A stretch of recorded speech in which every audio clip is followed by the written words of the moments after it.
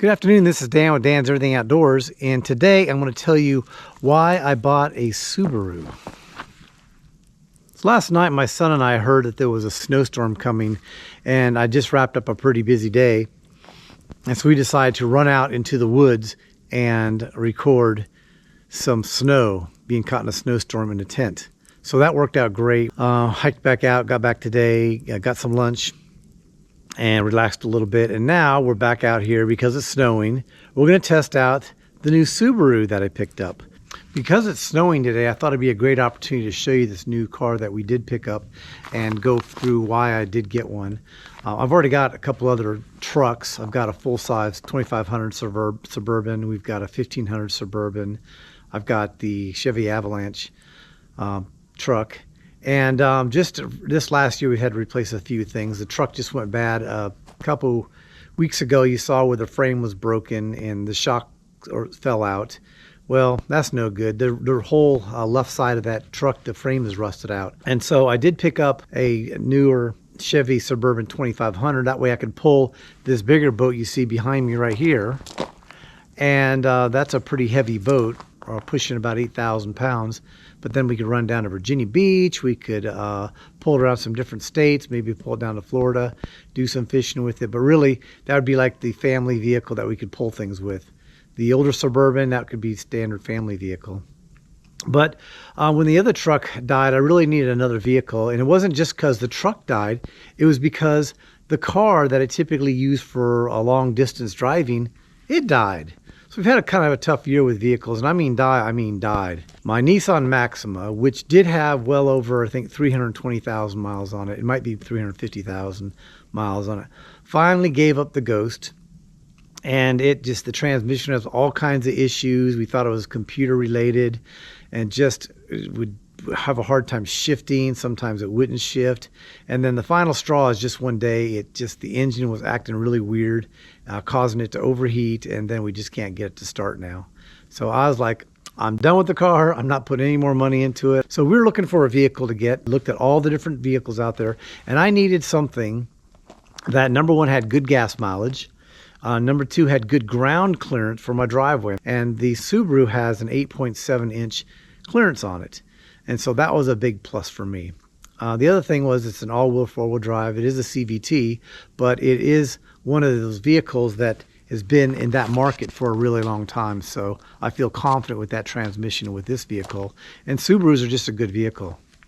I wanted something that had a room that if I needed to, I could sleep in the back of it. If my son and I ran someplace and we were fishing for a couple days, and we just want to jump in the back of the truck, or if I'm up and doing some off-roading, I could just use it as a simple camper.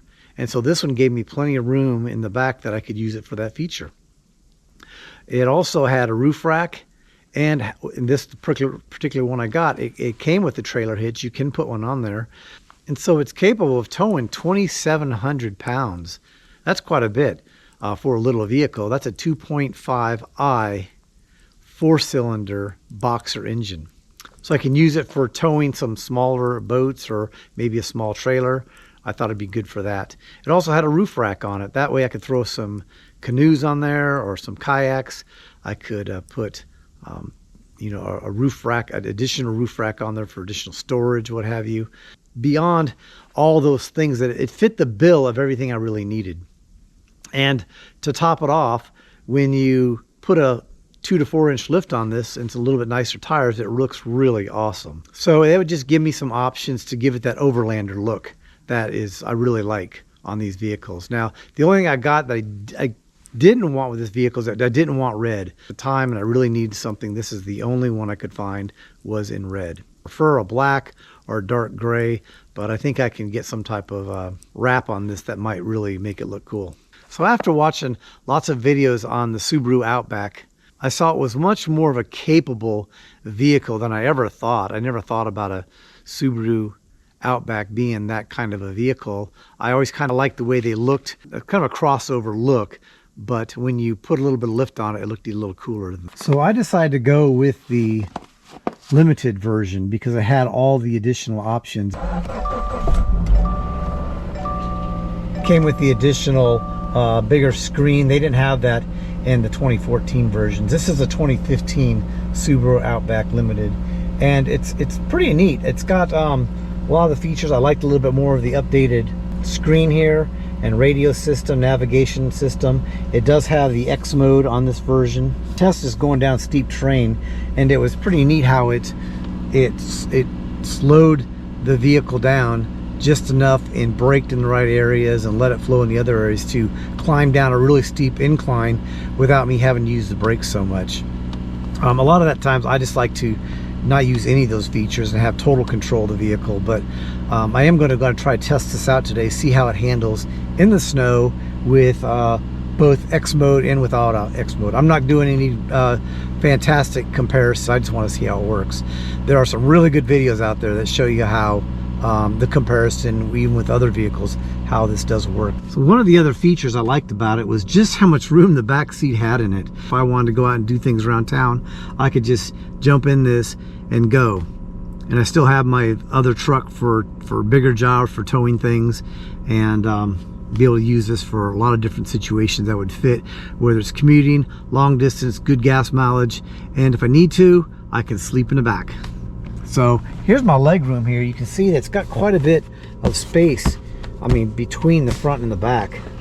That meant that both my wife and I could be in the front seat, and if we had to, you know, we got 3 kids in the back pretty easily.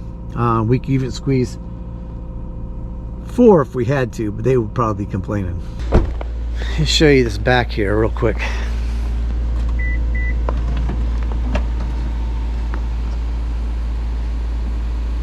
So it's got quite a bit of space back here. What I like about it, I can put a nice, you know, some outdoor equipment back here, covered up, bug out bag, if you will, or just my daily backpack that I use. But then if I go to fold this down,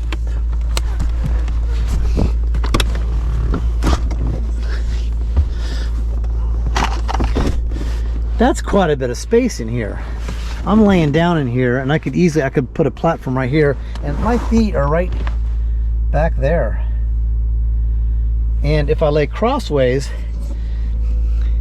it gives me some extra room. I probably wouldn't even need to lay anything, put anything up here in order to sleep comfortably. I just put a sleeping mat back here and take a quick nap on the road, or a fishing trip or a boating trip, whatever you have, whatever you will.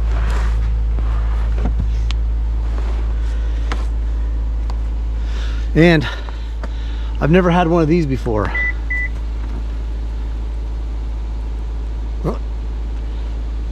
I don't know, I kind of like it though. Seems kind of sissy, but I like it. Has heated seats too, so you can tell I am getting a little bit spoiled in my old age.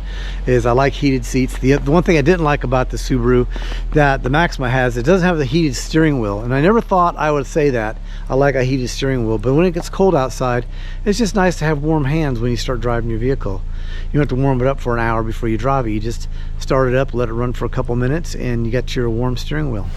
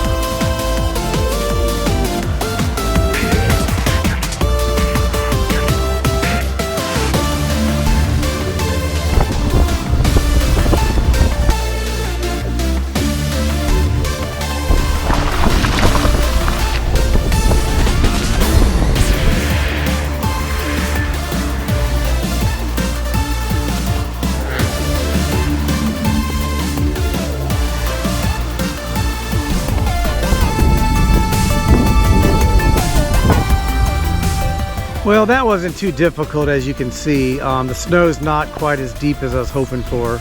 We've only got about 3 or 4 inches. And it's starting to rain a little bit too.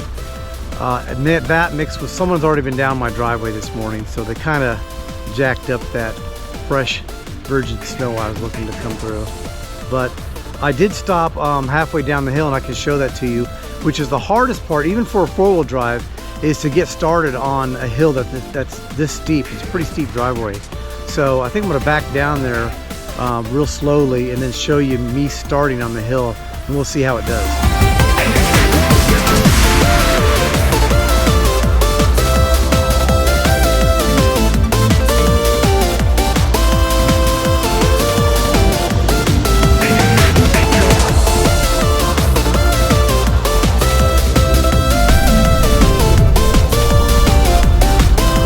We had about 4 inches of snow total, I think. Not a lot. I was really hoping for 6 inches, and we could get some depth and see how this really performs. Realistically, with enough speed, my front-wheel drive can get up that driveway, as long as it doesn't get bogged down any. Obviously, the Avalanche had never had an issue getting up that driveway. Even in really deep snow, it could, if I backed up and went forward enough times, I could get out. We're going to take it out for a little spin though, see how it does.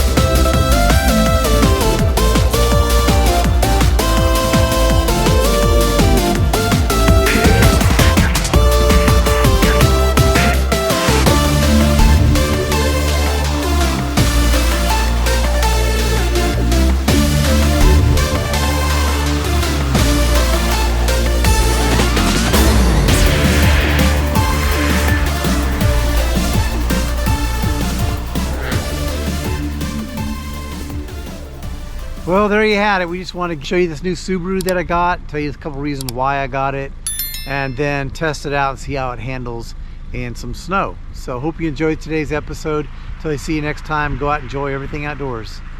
Have a good day.